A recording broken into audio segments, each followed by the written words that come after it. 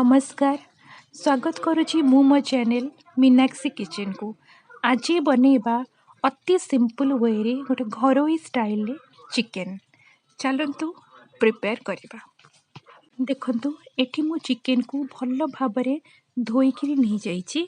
एबे चिकन ने आमे किछि हळदी आउ किछि लूण को ऐड करिदबा। सबु हळदी आ लूण को पके सारला परे एबे आमे चिकन को भल्ल भाबरे गोळेई दबा। अल्प किछि सोरिष तेल भी आपण ऐड करि परिबे। जेमति कि देखंतु मु ऐड करिछि। सोरिष तेल ऐड कले भी चिकन बहुत भल्ल भाबरे बास्ना हुए आ भल्ल गोटे मैरिनेशन हेई थाए। देखंतु एबे आमे ए सब को भल्ल भाबरे गोळेई दबा। जेमति भल्ल भाबरे हळदी लूण चिकन सहित मिसी जिवो। एमती चिकन को भल्ल भाबरे मिसे सारला परे आमे एबको गोटे जगह रे रखि दबा। एबे मसला पाई मु नेची रसुण सुखिला लंका आ अदा अल्प किछि पानी दे आको भल्ल भाबरे बाटी नबा। आपण चाहिले कुट्टा मसला भी यूज करि परिबे। माने अदा रसुण आ सुखिला लंका को आपण छेची की भी यूज करि परिबे। एठी मु चिकन हिसाब रे पियाज को काटी नेची। एबे जो पेस्ट बनियार थिला मु से पेस्ट को भल्ल भाबरे बनै देछि। किछि आलू को काटिकी रखिछि। एठी मु दीटा आलू बड़ बड़ आलू नेछि।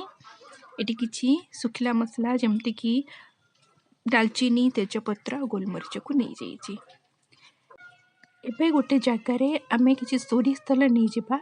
चिकन ने सब बेले सोरिष तेल ही पकेबे कारण सोरिष तेल रे भल्ल बास्ना आसे चिकन ने।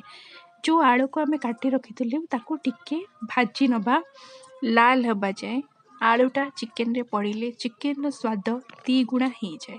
जो मानेकर आलू पसंद चिकन ने पड़िले कि नॉन वेज रे ताहले से जानि पारुथिबे से कथा।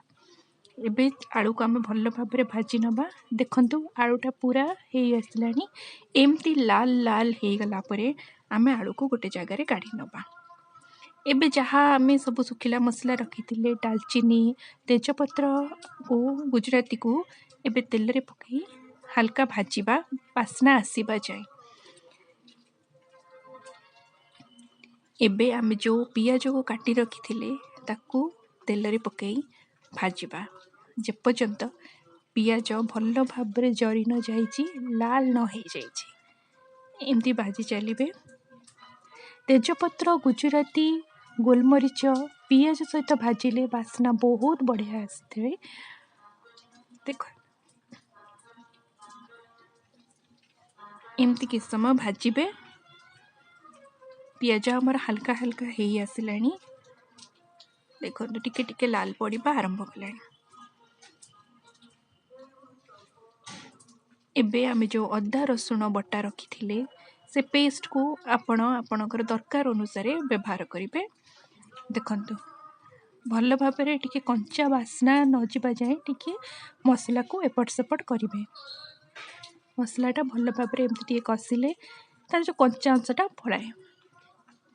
एबे आमे हळदी गुंड लंका गुंड किछि चिकन मसला लूण दे भल्ल भाबरे ए मसला को कसिबा।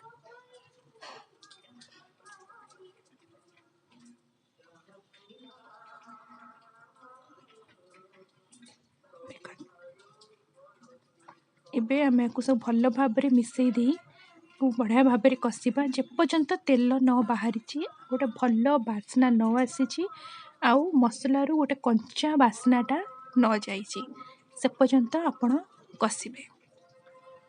देखंतु केते बढ़िया कलर आसुछि। देखंतु एबे हमर मसला एकदम हेई आसिलानी। तेल भी बाहरिबा आरंभ कलानी आ भल्ल गोटे बास्ना आसिलानी।